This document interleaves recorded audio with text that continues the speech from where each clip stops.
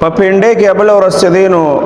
یو کالج پرنسپل لزی او رحمان نومې دی نو هغه سره یو ماشومه داخله و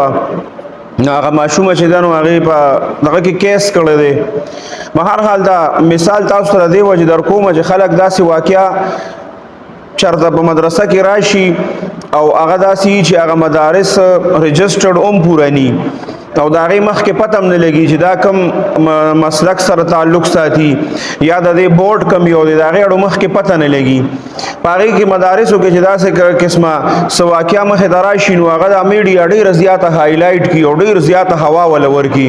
خو چاته په کالج او په سکول کې داسې واقعیا راشي ګرانو بیا ولا دومره څوک هوا نه ورکوي نو دا اوس د نهم او د لسم طالبه ده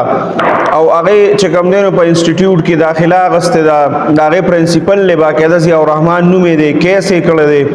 باقاعده تلی دی او په خپل باندې اګواهی ورکړی دا چې ما سره دا پرنسپل شه دی نو د ما سره 100 پیری زیادتی کړی دا او یو پیر چې کوم دی نو زه هغه سره د ماشومان بیمار شوم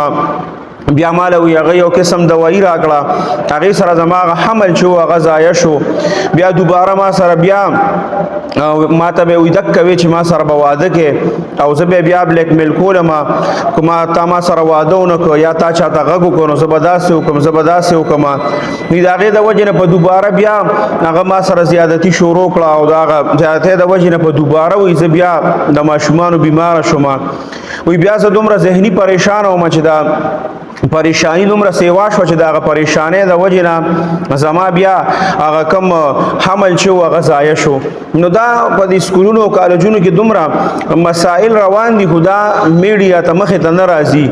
مونږ دا نه وایو چې هر سکول یا هر کالج او هر یونیورسيټي داسې دي خو نه دا مسائل چې کوم دي دا التم ډیر زیات دي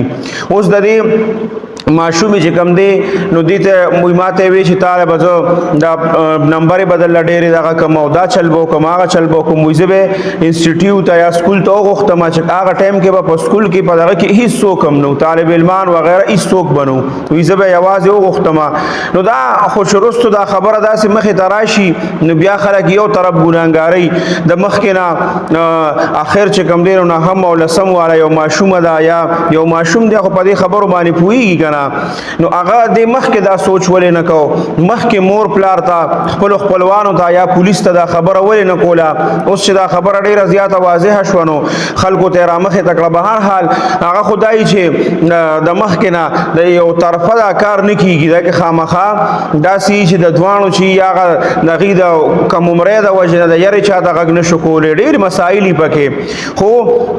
تاسو ته دا وایم چې داسې قسمه مسائل چې کومي یاد ساته د دې چې کوم دیندار طبقه هغه لډیر زیاته هوا ور کوي داخلك خو چې په کالجو یونیورسيټو کې راشي نو بیا د لسوک هوا ډیر نه ور کوي نو دا څه خبره نه کوم چې هر کالج او هر یونیورسيټي او هر سکول چې کوم دی هغه دغه شان دي هونه په هغه کې هم ډیر زیات دي د دې ډیر زیات چې کوم دی فیصدي په دغه ځایونو کې موجود ده خود کله میډیا چې کوم دنو پاره کې انټرست ني نو چونکه مونږه د میډیا انټرست پاسه کې چې زمونږ استادو انټرست پاسه کې مونږ تاسو کوم سیس ډیر ګورو هغه میډیا مونږ ته مخه تا کوي مونږ تاسو د کدیندار طبقه د بدنامولو کوشش کوو چې دا بدنام شینو مونږ ته هغه سیس را مخه تا کوي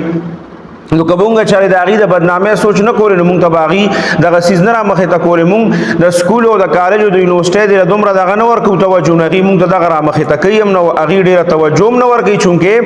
هغه غټ خلک یونیورسيټي کالج او دغه سيزونه ټول چی دا د غټو خلکو نو هغه د اغي د وجه نه غي پیسې ورکي میډیا یو صبر سره غسیز هغه ځکه ختم شي نو د دې د وجنه تاسو له انصاف پکار دی چې خاص کر ته دیندار طبقه داسې غلطي پکې شي نو هغه تاسو داسې دی په هغه باندې حکومت پېښو وکړ په تاسو څه شي کولی تاسو هغه سیز یو شهر کې صرف هغه په بدنامه کې به تاسو یې سوا اخلي نور خود دې بغیر تاسو څه شي کولی